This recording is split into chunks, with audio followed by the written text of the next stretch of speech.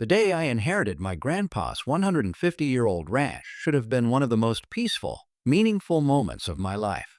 This land wasn't just dirt and fences. It was history, family, and legacy all rolled into one. My grandfather built it up with his own two hands, and every corner of it still held his spirit. As I pulled up the long gravel driveway for the first time since his passing, I thought I'd finally get a quiet moment to breathe, to take it all in, and to honor the roots of where I came from. But before I could even unlock the front door, the storm came, except it wasn't weather. It was a person. She marched right in, as if she owned the place, papers in hand, and fire in her eyes. The neighbors called her Karen, the self-appointed hoe enforcer who believed every patch of land, no matter how old or private, was under her control. Without so much as an introduction, she started listing off rules: what kind of fencing I could have, where I could park, even what color the barn should be. Imagine that.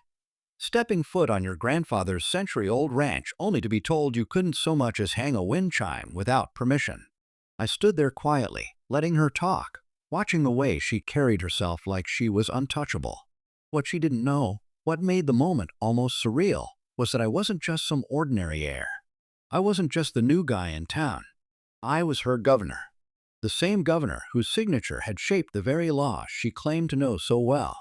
But I didn't reveal it right away. Instead, I let her dig deeper, pushing her sense of power further and further. Until the moment I decided it was time to turn the tables, Karen had no idea how personal this land was to me. My grandfather had poured his life into this ranch, and every inch of it carried memories. The old oak tree by the fence line was where he taught me how to ride a horse.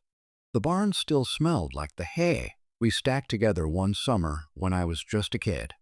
To her, though, it was just another property to fold under her set of rules. She didn't care about the history, the stories, or the sweat that built it. She only cared about power. As she rattled on about standards and community guidelines, I found myself studying her more closely. She wasn't just being bossy. She was convinced this was her territory. The way she spoke, it was as if she had been waiting for this moment to control the ranch the way she tried to control every other corner of the neighborhood. I realized quickly this wasn't only about fences or barns. This was about her need to dominate. But what she couldn't see was the deeper truth. My grandfather's ranch wasn't under any hoe. It had stood long before any neighborhood association even existed. The land was private, protected by deeds and documents older than she could imagine. That knowledge gave me a quiet confidence, but it also raised a question. Why was she so determined to claim authority over something that was never hers to begin with? The more I listened, the more I noticed her slipping in details about nearby properties, almost like she had been keeping tabs on everyone. She mentioned owners by name, disputes she settled, even construction projects she blocked. It made me wonder, was this just her obsession with control, or was something bigger at play? And if so, how far was she willing to go? Karen didn't slow down, not even for a second. She paced around the porch like she already owned it, pointing at the cracked steps, the faded shutters, even the way the grass had grown taller than she thought was acceptable.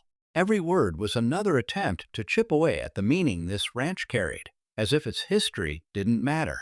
The strange thing was, the more she talked, the less it sounded like simple neighborhood rules, and the more it felt like she had a personal stake in tearing this place down. I started asking myself why she was really here. Was it just her usual power play, or was there something else hidden beneath her stubborn attitude? She mentioned a developer at one point, almost like she slipped up. That one detail stuck with me. My grandfather had turned down countless offers to sell this land over the years. He refused to let it fall into the hands of anyone who didn't respect its roots. Could it be that Karen was more than just an hoe enforcer? Was she someone's messenger, trying to pressure me into giving up the ranch?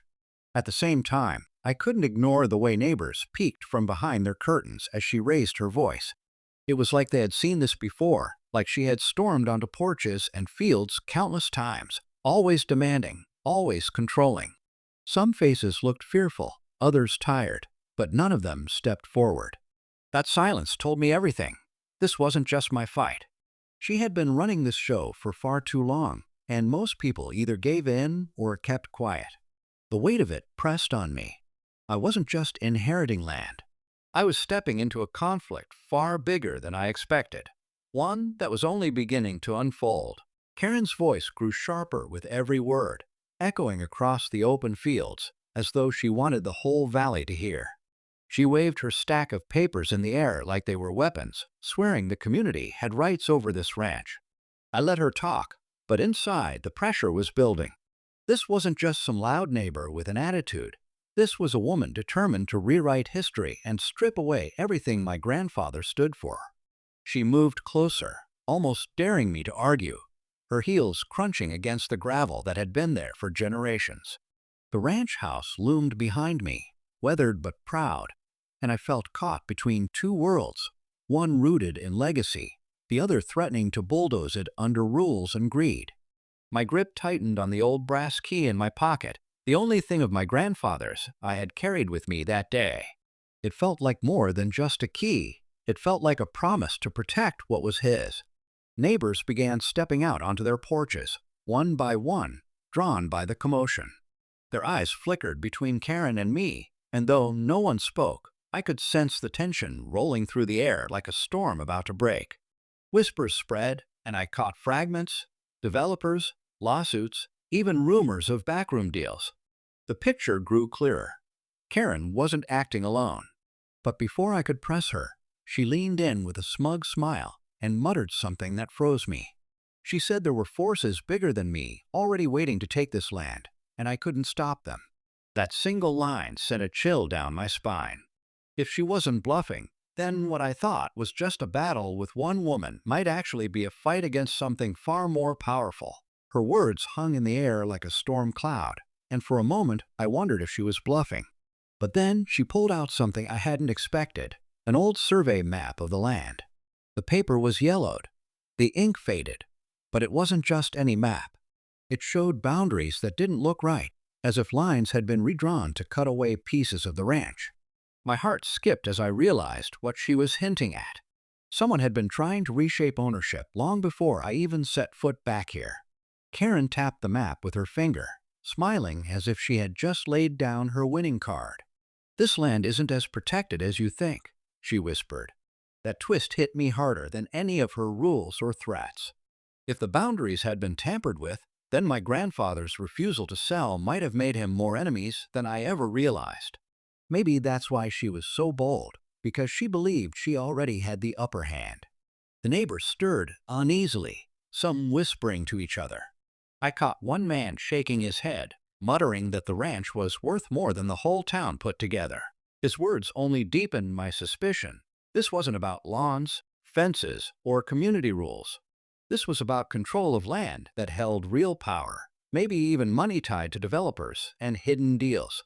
My chest tightened as I studied Karen's smirk. She wasn't just a nosy neighbor. She was the front line of something much bigger, and she wanted me to believe I was already too late to fight back.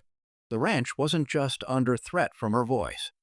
It was under threat from forces waiting in the shadows, ready to strike. I took the map from Karen's hand and studied it under the fading light. At first glance, it looked official, but the closer I looked, the clearer it became. This wasn't just old, it was altered. The ink lines overlapped in ways no true surveyor would allow, and I noticed the faint trace of my grandfather's original seal, half erased beneath smudges of new markings. Whoever made these changes had tried to bury the truth, but they hadn't counted on me recognizing the details my grandfather once showed me as a boy. When I looked back at Karen, her confidence wavered for the first time. The neighbors pressed in closer, their silence breaking into murmurs as I explained what I saw.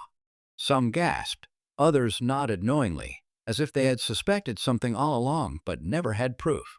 Then I did what I had avoided from the start. I revealed who I was. The hush that fell over the crowd was heavy. Karen's face turned pale as I said the words. I was not only the heir to this ranch, but also the governor of the state. The air shifted instantly. Karen's threats, her rules, her papers, they lost their weight in front of everyone. She stammered, trying to recover, but the crowd no longer feared her. Instead, they looked to me, waiting to see what I would do next. I declared the ranch untouchable, protected by law and history, and reminded everyone that this land would remain in my family's name. Karen turned to leave, but before she stepped off the porch, she whispered one last thing. "You may have won today," she said, "but the ones who sent me won't stop." That final warning sent a chill through me. The ranch was safe, for now, but the battle for it had only just begun. As Karen disappeared down the gravel road, the crowd slowly began to scatter. Some neighbors lingered, hesitant at first, but then they stepped forward. One man admitted he'd been pressured by the HOA for years, forced to follow rules that didn't even legally apply to his property. A woman confessed she had once thought about selling because the constant battles had worn her down. Their voices carried a mix of relief and hope, and for the first time that day, I saw a shift. The ranch wasn't just my inheritance. It was a symbol for everyone who had been quietly fighting to keep their freedom. I invited a few of them onto the porch, offering coffee from the old percolator my grandfather used. As we sat together, I realized this place could be more than a family memory. It could become a gathering ground again, a reminder of resilience and history. The oak trees, the weathered barn, even the creaky floorboards of the ranch house, all of it stood as proof that strength doesn't fade when it's rooted in something real. That night, after the neighbors left, I walked the fields alone.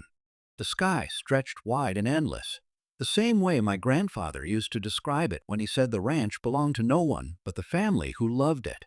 I felt a calm resolve settle in. Karen's warning still echoed in my mind, but instead of fear, it gave me focus. If there were bigger forces waiting in the shadows, then they'd have to face me openly, and this time they'd know exactly who they were up against. The ranch was safe.